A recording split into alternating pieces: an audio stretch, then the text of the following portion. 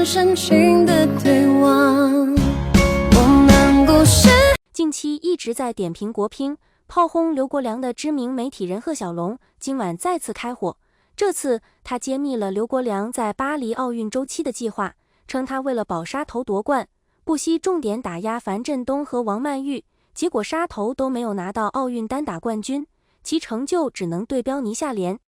贺小龙表示，在巴黎奥运的3年备战周期里，国乒的一切计划都是围绕包装沙头，为王楚钦和孙颖莎成为奥运3金王保驾护航，然后去 WTT 成为票房保障。其实这俩人的能力还差得远。王楚钦要啥没啥，孙颖莎好歹有个世乒赛单打冠军，但王曼玉也拿到过世乒赛女单冠军，把孙颖莎吹上天，不仅是对邓亚萍、张怡宁的大不敬，甚至对李晓霞和丁宁都是极大不尊重。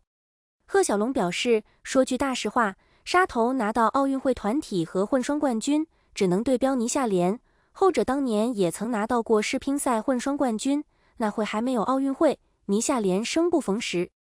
而且沙头能拿到奥运混双冠军，也只是因为每个协会只有一个组合的名额罢了。不要说他们断崖式领先，孙颖莎在女单也断崖领先过，最后的结果呢？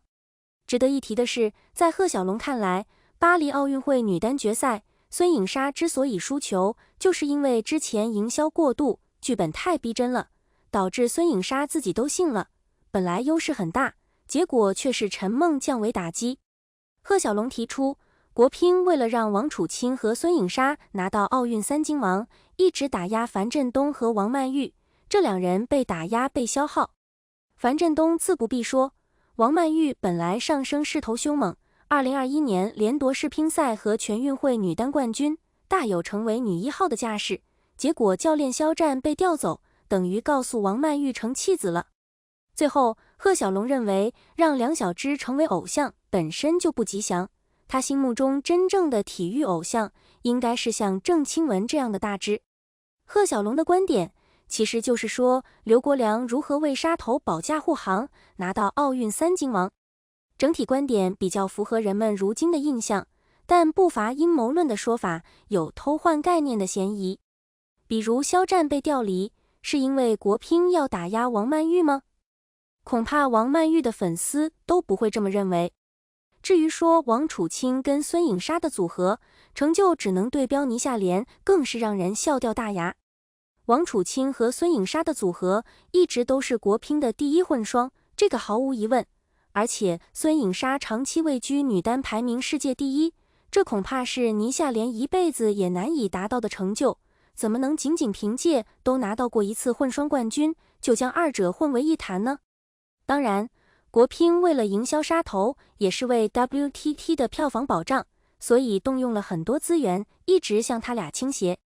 不过，最终到了奥运会赛场上，王楚钦止步男单32强，孙颖莎女单决赛落败，对刘国梁来说的确是巨大的打击。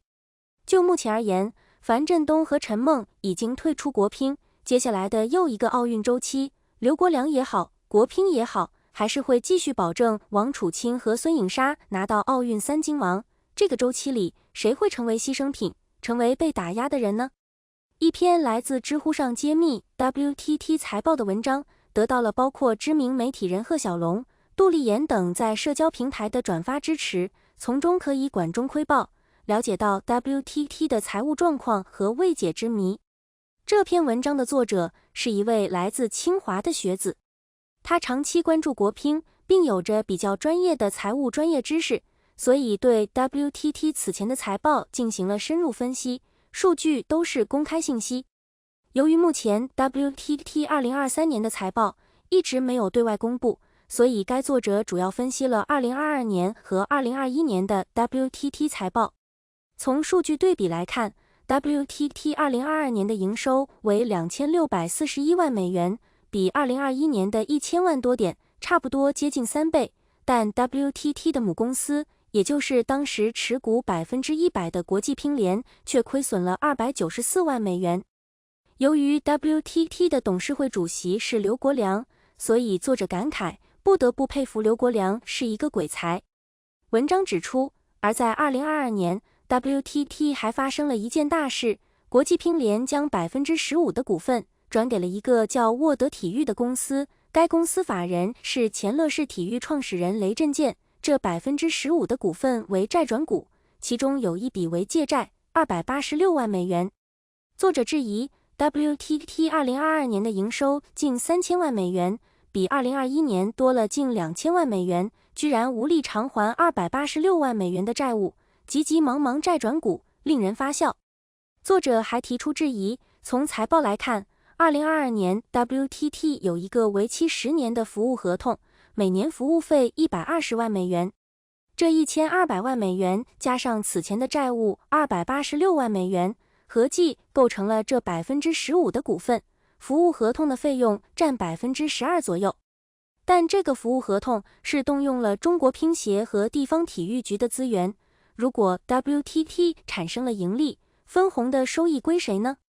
从财报来看，2022年 WTT 净利润1000万美元，但国际乒联却亏损294万美元，这1300万美元到哪里去了呢？作者表示不得而知。值得注意的是 ，WTT 的参赛运动员中，阿鲁纳和莫雷高德都曾提出过被拖欠奖金，那钱都到哪里去了呢？作者最终梳理后的结论是，现在 WTT 的商业逻辑是用中国乒协和地方体育局的资源，以运动员为牛马工具，撬动粉丝和赞助商，利润放到自己腰包。所以，刘国梁的表态一定是一种敷衍的形式，难道还会将2023年财报公开吗？从网友们的评论来看，大家现在对 WTT 的财报相当关注。近期 WTT 的官方账号多次表达了对樊振东和陈梦的感谢和祝福，但评论区里网友却是众口一词，要求 WTT 尽快公开财报。但从该作者的分析来看，恐怕财报公开有点难。就目前而言，恐怕 WTT 也好，刘国梁也好，都没有想到，原本一个处罚规定产生了这么大的影响，以至于难以收场。网友们已经将注意力从樊振东、陈梦的退出转移到了 WTT 的财报上，而且进行了深入分析，扒出来很多别人不知道的东西，这恐怕才是最致命的。从樊振东揭竿而起开始，他的好友陈梦随后就发布声明退出，紧接着是外协选手们加入战团，包括莫雷高德、阿鲁纳、西蒙高茨等名将都站队樊振东，一起向 WTT 开炮。西蒙高茨人称世界乒坛纪委，属于国际乒联眼中的刺头，一向看不惯 WTT 的种种做法，多次在社交媒体上开炮，包括去年的中国公开赛上，他就公开质疑，为什么外卡名额都给了中国选手，这么多中国选手参赛，对外协选手来说并不公平。而在樊振东和陈梦退出后，他公开炮轰国际乒联，不加任何改变地陈述事实。这就是你们正在做的事情，因为这些规则，我们正在失去这项运动的偶像。这次西蒙高茨提出的问题是，他对比了2024年和2023年这2年 WTT 新加坡大奖赛的奖金，2024年的总奖金是150万美元，后者并未在主页显示。经过查询发现，2023年新加坡大奖赛的总奖金是200万美元，也就是说，2024年相比2023年，总奖金数还少了50万美元，相等于减少了1/4。虽然 WTT 2023年的财报一直没有对外公示，但从已经公示的2022年财报来看，2022年 WTT 的营收超过了2600万美元，相比2021年的1000万美元出头，增加了接近3倍。从赛程来看， WTT 每年的赛事都是越来越多，赞助商也越来越多，即使2023年 WTT 的财报没有公示，大家也都心知肚明，相比2022年肯定是有不小的提升幅度。在 WTT 系列赛里，新加坡大满贯赛是最高水平的4大满贯赛事之一，也是 WTT 首战大满贯赛事。该赛事单打冠军可获得10万美元奖金，以及与奥运会世乒赛相同的2000积分。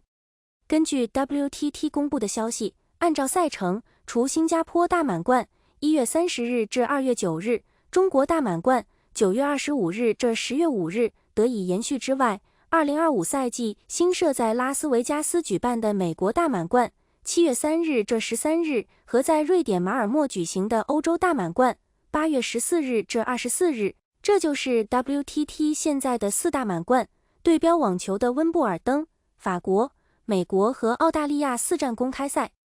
从历史来看，首个 WTT 大满贯赛2022年在新加坡诞生，次年仍仅此一站大满贯。